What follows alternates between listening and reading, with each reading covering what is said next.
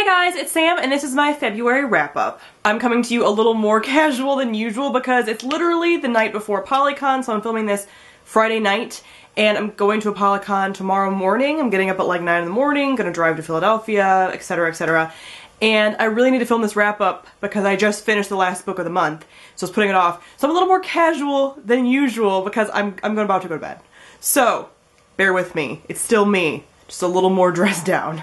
I ended up reading 7 books this month, which was really good for me because I had grad school, as some of you know, so grad school is starting to take its toll on me with like time management and everything, but I managed to read a lot of books for that kind of burden, so let's get into them. The first book that I picked up this month was Beautiful Disaster by Jamie McGuire, and you guys probably know how I feel about this. I don't want to talk about it anymore. I did a review and a gripe on this, which I'll link down below for you if you haven't seen them. I hated this book.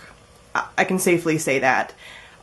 I don't want to talk about it anymore. But this is a new adult contemporary romance and it is about Abby and Travis, and Abby is the good girl and Travis is the bad boy, blah blah blah blah blah. Bleh. It was romanticizing an abusive relationship. I didn't like it. It was torturous to get through for me. Yeah. 1 star. In search of something a little bit better, I ended up picking up Obsidian by Jennifer L. Armentrout. It's the first book in the Luck series, and loved it a lot. It was a lot of fun. I really enjoyed this first book in this story. I haven't read anything else by Jennifer L. Armentrout. This is my first Jennifer L. Armentrout book, but I really enjoyed it and I see people like it. Her writing is just so fast-paced and just so fun, and it's really just hard to put down, and I really enjoyed it. So this is about a girl who moves next door to some people who aren't exactly normal. All of you probably know that this is a paranormal romance, but it's with aliens, because that is how it's advertised. Literally the first sentence in the synopsis in the back says, there's an alien next door. So that's actually one of my complaints about the book, is the way that it's branded and the way that it's marketed and the synopsis and such tells you at the beginning that there's aliens in the story. But you don't find out for like 200 pages, and it would be cool if you didn't know what these people were and like what was going on and whatever, but you knew and you're just like, tell me. So that was the thing that was kind of annoying for me a little bit, but other than that, I really enjoyed the story. That's not the story's fault, it's the marketing's fault. So I really enjoyed the story. I'm really looking forward to the rest of the series. They're very addictive, fun, fast-paced. If you haven't read Jennifer L. Armentrout before, I think I would recommend this. Obviously I haven't read all of her other stuff, but this seems to be the one that's most accessible to a lot of people. It's definitely like science fiction light. It's a lot of fun. I plan on picking up the rest of the series. I gave this book 4 stars. I then picked up Magnolia by Kristi Cook. I was kind of on a contemporary-ish kick this month for some reason. Random and weird for me, I know. But this was a book that I read at the perfect time for some reason. I just really loved it. It is set in the South, and it is about 2 teenagers who, their families are best friends. They've been best friends for years, and they're like kind of these Southern royalty-type families, but the 2 kids kind of hate each other for reasons that we're not really sure of at the beginning, blah blah blah. So it's kind of like the opposite of Romeo and Juliet, and they get thrown into a situation where they can't really escape each other and things kind of unfold. It was really cute.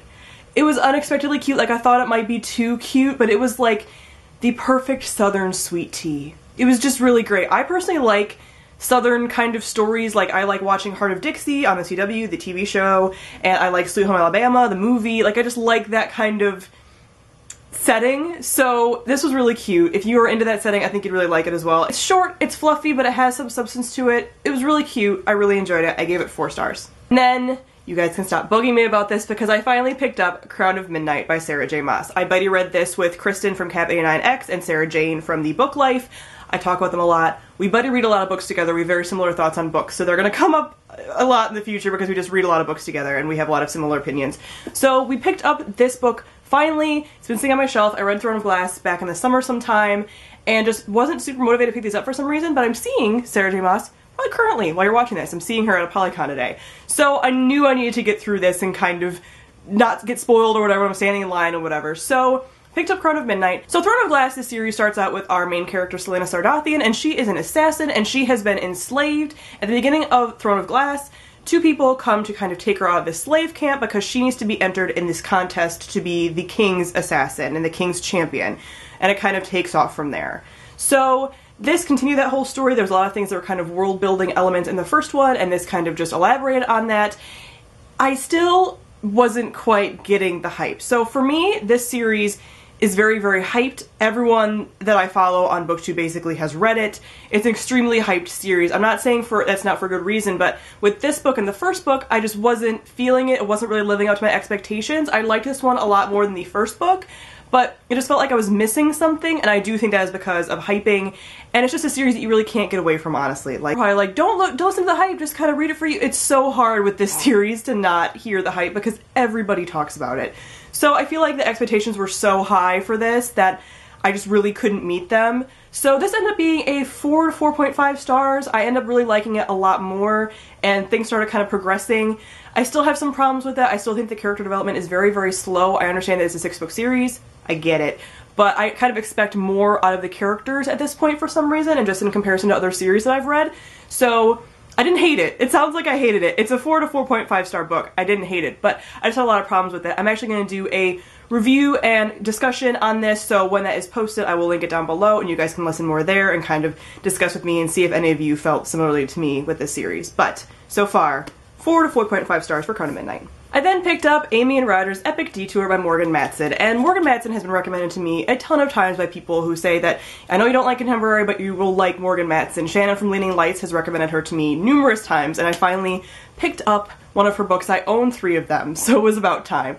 But Amy and Roger's Epic Detour is about Amy and Roger, and Amy has had a tragedy happen in her family, and her family is moving across the country, and she needs to bring the car across country, but she doesn't drive because of some of these events that just happened. So Roger, who's an old family friend, ends up going with her. They end up taking this detour, and it's so good. It's so good. This book took me by surprise. I was like, okay, it's cute. It's gonna be cute. Everyone loves this book. Everyone loves Morgan Matson.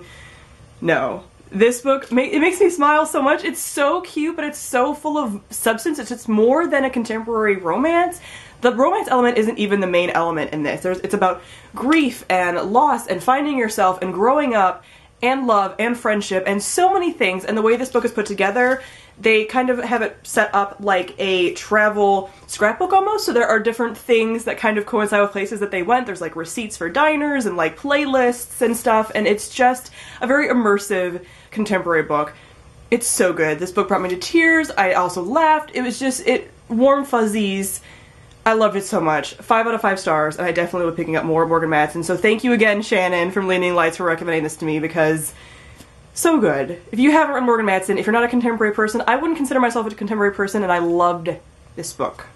Oh, I loved it. I will reread this book. It's that good, and I'm not a big rereader. I'm gonna stop gushing about this. I'm also gonna be doing a review on this very soon, so check that out if you were interested. I then picked up Red Queen by Victoria Aveyard, and this book has gotten some polarizing reviews, hasn't it? So this is about our main character, Mare, and she lives in a dystopian society where people with red blood are basically treated like dirt, and people with silver blood have abilities. They're kind of like royalty and nobles, and they're segregated from the society, and they have this whole gambit of abilities, and it's just kind of crazy. So she hates the Silvers, obviously, as any girl in a dystopian society where she's being squashed would, and she ends up finding herself kind of in their company, and then she also discovers that she has an ability that she shouldn't have because of her red blood, and everything kind of takes off from there. So there are parts that I loved about this story and parts that I really disliked about it. So it's a very kind of polarizing even for me. I plan on doing a full review on this to talk about this more, but there were elements of the world building that I found a little shaky, but I also really loved the characters. There were twists and turns that I really enjoyed, but some things also mirrored other dystopians that I've read, so it didn't feel super original. So it's kind of all over the place. Also, this book is one of those books where you don't trust anybody within the series. Like, you don't trust anybody. The whole book I was just like, I don't know who to trust here. I have no idea. So that was stressful, and it was really an interesting reading experience for me. So I ended up enjoying this. I see the potential. I also see the drawbacks. I'm kind of just chilling out in the middle. I ended up giving this about 4 stars. I really liked where the series is going and what we're going to get in future books. I'm really interested to see what happens for the rest of the series. If you like the fast-paced dystopians, I feel like dystopians kind of do regurgitate a lot of elements, so if you're okay with that, then I think you'd really enjoy this. If you're sick of dystopian, then I wouldn't even bother picking this up because you're probably not going to enjoy it. And the last book that I picked up probably isn't any surprise. I just finished it, and that is Heir by Sarah J. Maas. And this is the book where I finally started realizing what the hype is about.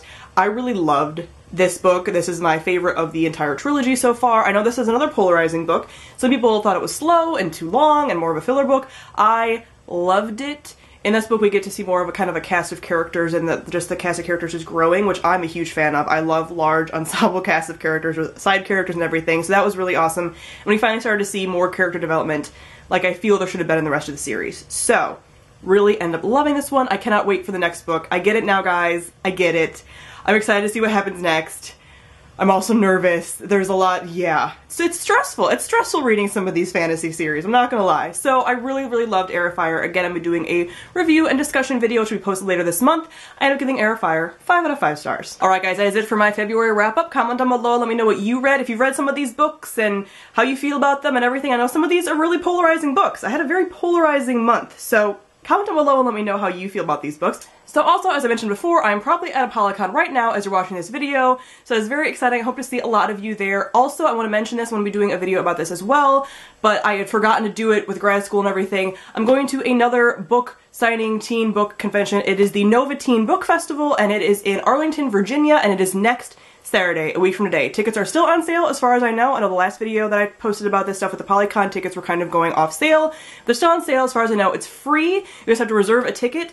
And Morgan Rose is going to be there, who Queen, Marie Rutowski, other Queen, a bunch of other people. I will link all the information down below for you guys to check out, but I want to put that out there now before I forget, because my actual announcement video probably won't pop up until like Monday or Tuesday this week, so I just want to let you guys know that that's where I'm going to be. That's where some signings are going to happen, so if you're interested, you can check that out.